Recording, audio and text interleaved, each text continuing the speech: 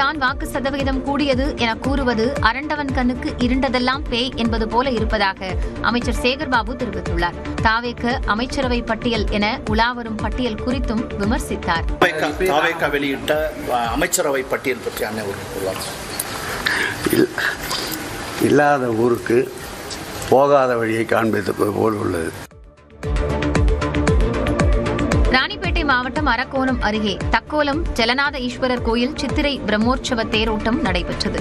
அலங்கரிக்கப்பட்ட தேரில் சுவாமி எழுந்தருள பக்தர்களுக்கு அருள்பாலித்த நிலையில் மாட வீதிகளில் ஆயிரக்கணக்கான பக்தர்கள் திரண்டு தேரை வடம் பிடித்து இழுத்து தரிசனம் செய்தனர்.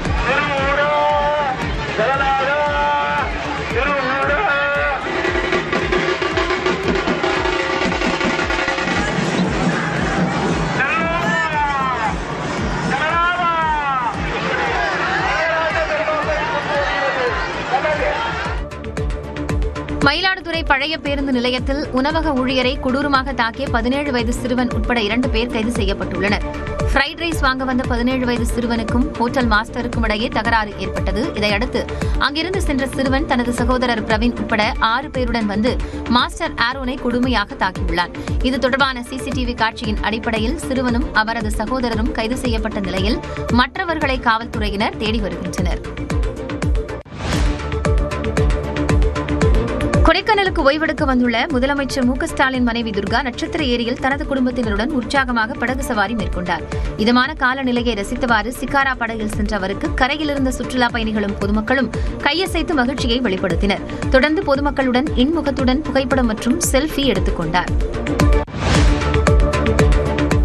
நாமக்கல் மாவட்டம் பரமத்தி வேலூரில் ஜேடர்பாளையம் தடுப்பணையில் இருந்து பிரியும் ராஜவாய்க்காலில் திடீரென தண்ணீர் நிறுத்தப்பட்டதை கண்டித்து விவசாயிகள் நீர்வளத்துறையின் உதவி பொறியாளர் அலுவலகத்தை முற்றுகையிட்டு போராட்டத்தில் ஈடுபட்டனர். கடந்த 25ஆம் தேதி ராஜாவாய்க்காலில் தண்ணீர் நிறுத்தப்பட்டதாக கூறப்படுகிறது. ஆனால் மீண்டும் எப்போது தண்ணீர் திறக்கப்படும் என்பது குறித்து அதிகாரிகள் எந்த தகவலும் வழங்காததால் விவசாயிகள் அதிருப்தியடைந்தனர். மாவட்ட ஆட்சியரிடம் தெரிவித்து செவ்வாய்க்கிழமை மாலைக்குள் ராஜவாய்க்காலில் தண்ணீர் வருவதற்கு ஏற்பாடு செய்து தருவதாக விவசாயிகளிடம் அதிகாரிகள் தெரிவித்தனர்.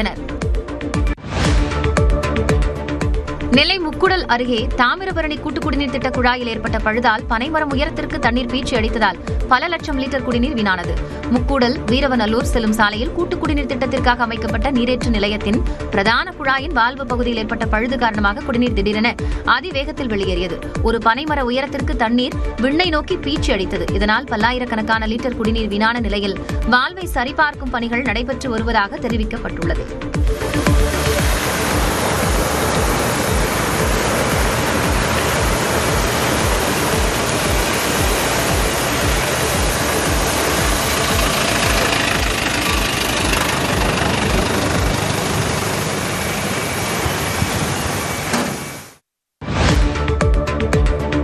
தூத்துக்குடி மாவட்டம் சாத்தான்குளத்தில் கிராம நிர்வாக அலுவலர் சுபாஷின் வீட்டிற்குள் புகுந்து மர்ம பெண் அவரது மனைவியின் கழுத்தை நெரித்து நகையை பறிக்க முயன்றதோடு 2.5 வயது குழந்தையையும் கடத்த முயன்றுள்ளார். பொதுமக்கள் அப்பெண்ணை துரத்தியதால் குழந்தையை விட்டுவிட்டு தப்பிவிட முயன்றார். அவரை விரட்டி பிடித்த மக்கள் அவர் மது போதையில் இருந்ததால் காவல்துறையினருக்கு தகவல் தெரிவித்தனர். இந்நிலையில் காவலர்கள் உரிய நேரத்தில் வராமல் அலட்சியமாக செயல்பட்டதாக குற்றம் சாட்டி அப்பெண்ணை காவல் நிலையத்தில் ஒப்படைத்தனர். திருநெல்வேலியில் கடும் கோடை வெயிலால் இளநீர், நுங்கு, வெள்ளரிக்காய் உள்ளிட்டவற்றின் விற்பனை சூடுபிடித்துள்ளது. அக்னி நட்சத்திரம் தொடங்கும் முன்பே வெயில் தீவிரமடைந்து பகல் நேரங்களில் அதிக வெப்பம் நிலவுகிறது. இதனால் மக்கள் உடல் சூட்டை தணிக்க இளநீர் உள்ளிட்ட இயற்கையான பானங்களை அதிகமாக நாடுகின்றனர். ஆனால் வரத்து குறைவாக இருப்பதால் ஒரு இளநீர் 40 ரூபாய் முதல் 60 ரூபாய் வரையில் விற்பனை செய்யப்படுகிறது. பொள்ளாச்சி அடுத்த டாப் ஸ்லிப்பில் உள்ள அம்புலி சுற்றுலா பயணிகள் தங்கும் விடுதி அருகே கம்பீர நடையுடன் புலி சாலையை கடந்த வீடியோ காட்சி வெளியாகியுள்ளது.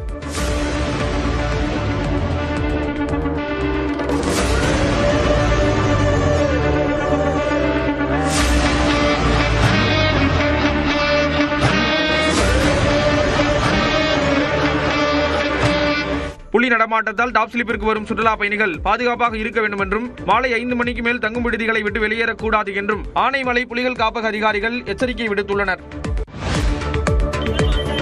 சேலம் கொண்டலாம்பட்டி ரவுண்டானாவில் உயர்மட்ட மேம்பாலம் அமைக்க வலியுறுத்தி குட்டிக்கரணம் போட்டபடி மாவட்ட ஆட்சியர் அலுவலகத்திற்கு மனு அளிக்க வந்த நபரால் பரபரப்பு ஏற்பட்டது.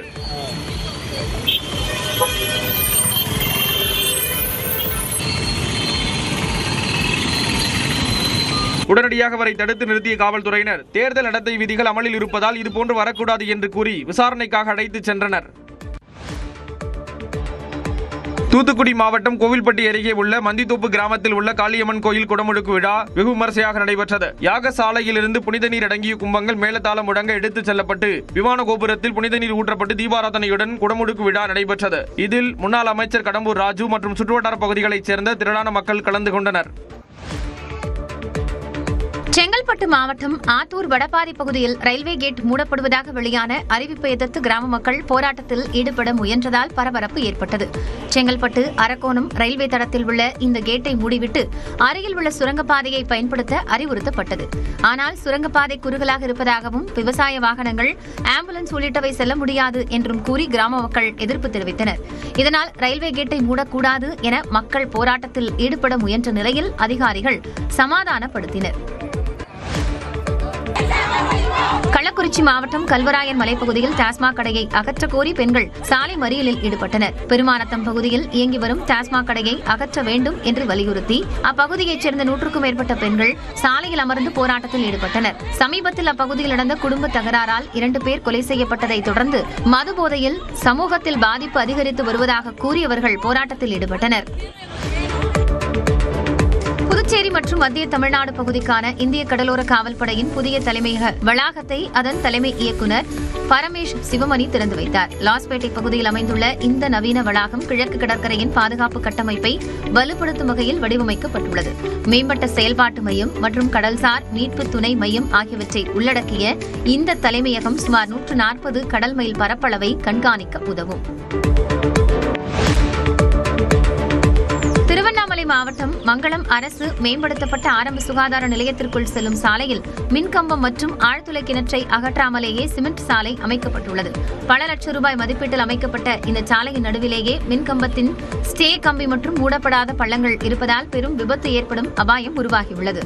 ஊராட்சி ஒன்றிய நிர்வாகத்தின் இத்தகைய அலட்சியமான பணியால் பொதுமக்கள் கடும் அதிருப்தியடைந்துள்ளனர்.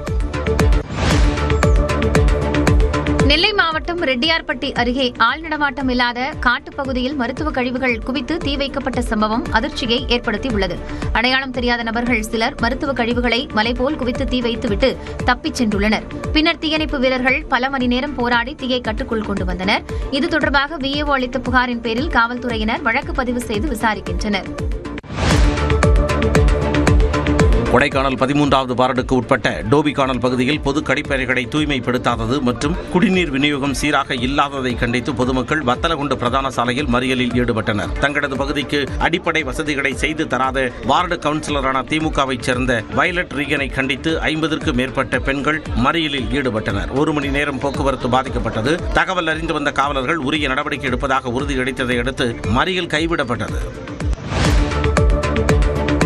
ராணிப்பேட்டையை அடுத்த அம்மூர் காப்புக்காடு பகுதியில் தண்ணீர் தேடி வனத்தை விட்டு வெளியே வரும் விலங்குகளை வேட்டையாட முயன்ற இளைஞரை வனத்துறையினர் கைது செய்தனர். காலை வேளையில் சந்தேகத்திற்கிடமாக காப்புக்காடு பகுதியில் சுற்றித் திரிந்த குணசேகர் என்பவரை வனத்துறையினர் பிடித்து விசாரித்ததில் விவரம் தெரியவந்துள்ளது. இதையடுத்து குணசேகரை கைது செய்த வனத்துறையினர் அவரிடமிருந்த நாட்டு துப்பாக்கி மற்றும் நாட்டு வெடிகுண்டுகளையும் பறிமுதல் செய்தனர். கோவை பீளமேடு பகுதியில் உள்ள மதுபான கிடங்கில் டாஸ்மாக் தொழிற்சங்க கூட்டு நடவடிக்கை குழுவினர் பல்வேறு கோரிக்கைகளை வலியுறுத்தி போராட்டத்தில் ஈடுபட்டனர். புதிய மென்பொருள் மற்றும் 3 முறை ஸ்கேனிங் செய்யும் நடைமுறைக்கு எதிர்ப்பு தெரிவித்தும் அதனை உடனடியாக நிறுத்த வேண்டும் என்றும் கோரிக்கை விடுத்து பீளமேடு மதுபான கிடங்கில் ஊழியர்கள் அமர்ந்து முழக்கமிட்டனர். பணிச்சுமை அதிகரித்துள்ளதாகவும் விற்பனை பாதிக்கப்பட்டுள்ளதாகவும் அவர்கள் தெரிவித்தனர். தருமபுரி மாவட்டம் அரூர் அருகே பெரியப்பட்டி கிராமத்தில் மயான நிலத்தை கர்நாடக மாநிலத்தில் ஐஜியாக பணியாற்றும் சதீஷ்குமார் என்பவர் ஆக்கிரமித்து சாலை அமைத்துள்ளதாக கிராம மக்கள் குற்றம் சாட்டியுள்ளனர். கிராமத்தைச் சேர்ந்த ஒருவரது உடலை அடக்கம் செய்ய சென்றபோது ஐஜி அனுப்பிய அடியாட்கள் தடுத்ததாக கூறி இரு தரப்பினருக்கும் இடையே வாக்குவாதம் மற்றும் மோதல் ஏற்பட்டது.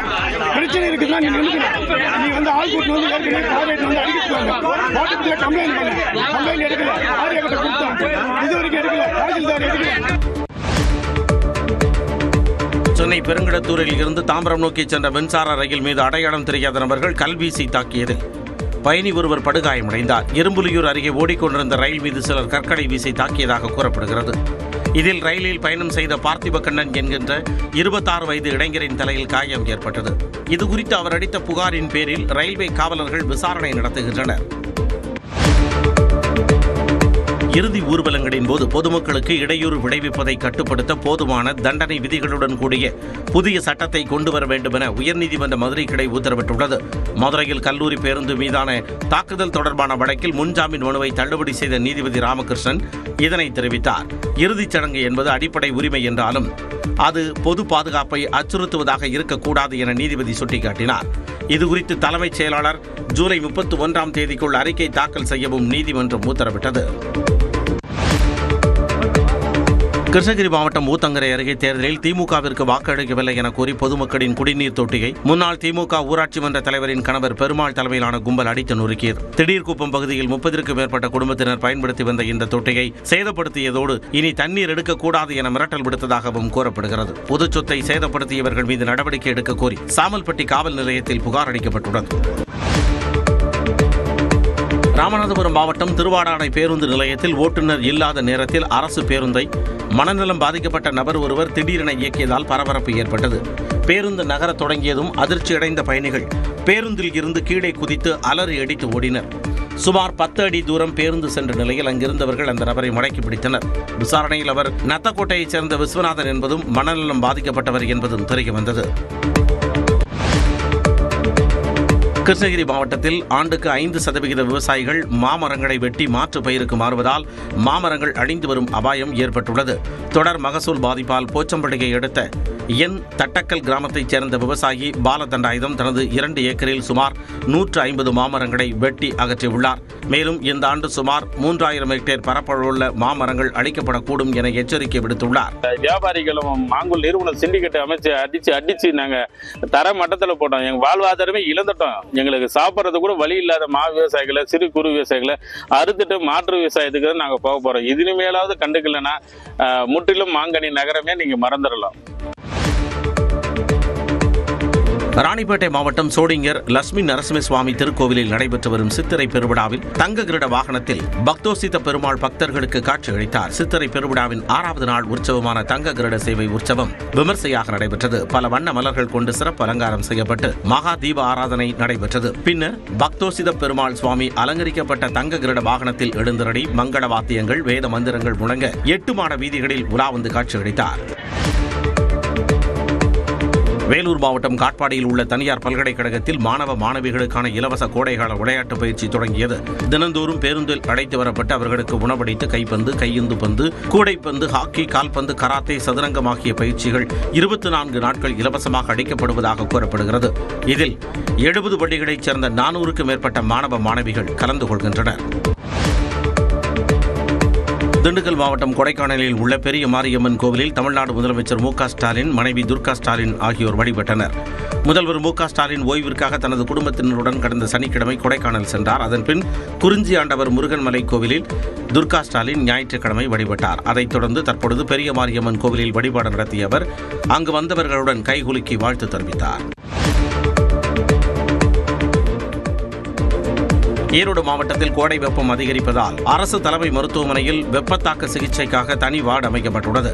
5 படுக்கைகள் கொண்ட சிறப்பு வார்டு தொடங்கப்பட்டு வெப்பத்தாக்கம் தொடர்பான நோய்களுக்கு சிகிச்சை அளிக்க மருத்துவர்களும் செவிலியர்களுக்கும் பயிற்சி வழங்கப்பட்டுள்ளன. மேலும் வெயில் தாக்கம் அதிகரிப்பதால் மக்கள் முன்னெச்சரிக்கையுடன் இருக்க மருத்துவர்கள் அறிவுறுத்தியுள்ளனர். வெயிலில் போகும்போது ஒரு சிலருக்கு நாவறட்சி, தலை சுற்றல், மயக்கம் அந்த மாதிரி ஏற்பட வாய்ப்புள்ளது. அந்த மாதிரி ஏற்படும் போது வெயிலில் இருந்து உடனே நம்ம நிழலுக்கு போய்க்கணும். அப்புறம் ஃபேன் இருக்கிற மாதிரி ஏரியாவுக்கு போய்க்கணும். அதுக்கு மேலே தண்ணி நிறையா குடிச்சுக்கணும்.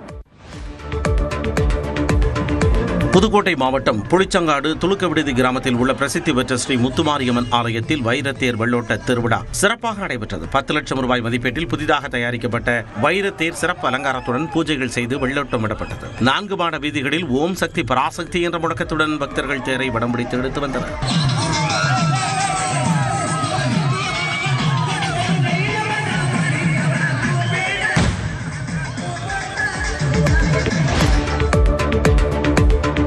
சென்னை புளிச்சலூர் பகுதியில் பூட்டிய வீட்டிற்குள் புகுந்த கொள்ளையர் 9 சவர நகைகளை திருடிச் சென்றதாக புகார் செய்யப்பட்டுள்ளது. சுபாஷ் என்பவர் தனது குடும்பத்துடன் குன்றத்தூர் முருகன் கோவிலுக்கு சென்றுவிட்டு வீடு திரும்பிய பொழுது வீட்டின் கதவு உடைக்கப்பட்டிருப்பதைக் கண்டு அதிர்ச்சி அடைந்தார்.